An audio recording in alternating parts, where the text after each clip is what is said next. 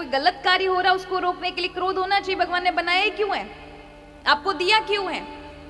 क्रोध जरूरी है। ये जो विकार हैं ये थोड़े थोड़े जरूरी हैं, पर अच्छे कार्य के लिए।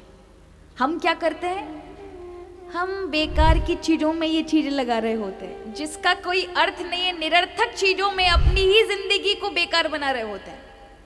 क्रोध आए संभालने के लिए और तुरंत चला जाए तो समझे अच्छा है क्रोध। और कहोगे भगवान क्रोध ना रहे, क्रोध ना रहे, तो ऐसे सीधे सादे इंसान को लेके तुम करोगे क्या जो कभी किसी कार्य के लिए उसमें ताकत ही नहीं रहेगी। क्रोध जरूरी है। आपने कथा सुनी होगी ना, कालिया नाग यमुना जी में आके रहता था। कहां रहता था? यमुना जी में। कहां से आया था? समुद्र से। गरुड़ के डर से भागकर यमुना जी में आ गया, क्योंकि यमुना जी में श्राप था गरुड़ को कि अगर वो आ गए, सौबरी ऋषि का श्राप था, क्योंकि वो गरुड़ जी मछली ले जाते थे यमुना से, तो उन्होंने श्राप दे दिया सौबरी ऋषि ने कि यमुना में जैसे ही तुम आओगे तुम्हारी मृत्यु हो जाएगी। इसलिए कालिया नाग को पता था कि उसके लिए सेफ जगह जो है, सुरक्षित जगह जो है वो यमुना का किनारा है, यमुना जी है। तो वो छोड़कर कहाँ गया? यमुना जी में। इसका अर्थ समझते हो? भगवान ने उसे नाथ करके मारा नहीं है उसको, केवल उसके ऊपर नृत्य किया, अपनी छाप लगाई और कहा सीधे जाओ समुद्र, यहां मत रहो। इसके पीछे बहुत बड़ा रहस्य है। ये कालिया नाग क्रोध है, क्रोध को खत्म नहीं किया जा सकता। ये लिख के ले लीजिए, क्रोध हमेशा रहेगा, क्योंकि हमारे जीवन में अहंकार है, तमोगुण भी है, उसी के कारण जीवन चल रहा है। तमोगुण नहीं रहा तो नींद नहीं आएगी। अब नींद नहीं आएगी तो कैसी हालत होगी हमारी? तमोगुण होना जरूरी है ना।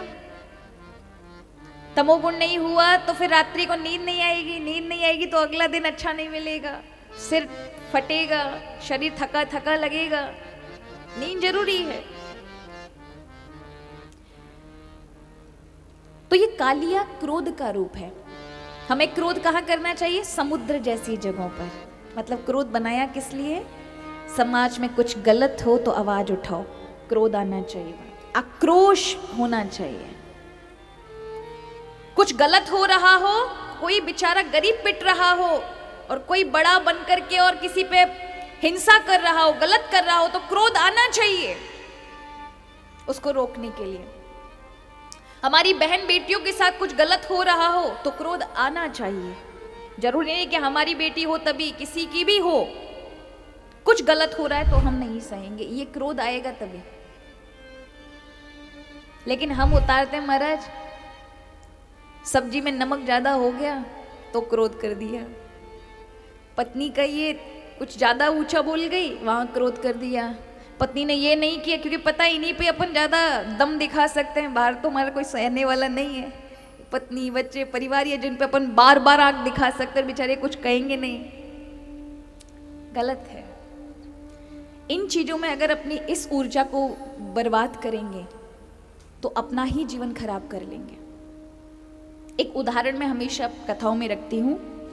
जो लोग कहते हैं कि क्रोध जरूरी नहीं है, क्रोध जरूरी नहीं है, क्रोध नहीं आना चाहिए, शांत रहो, जरा विचार करो। सामने एक सड़क है और आपका घर जो है वो सड़क के बिल्कुल सामने है। आप अभी ऊपर दरवाजा खोल करके टहलने के लिए सामने दरवाजा खोलकर आए हैं। तभी आपने देखा सामने 3-4 लड़के खड़े हैं और वहां से एक हमारे ही यहाँ की कन्या जा रही है, उसको कुछ ना कुछ उल्टा सीधा बोल रहे हैं।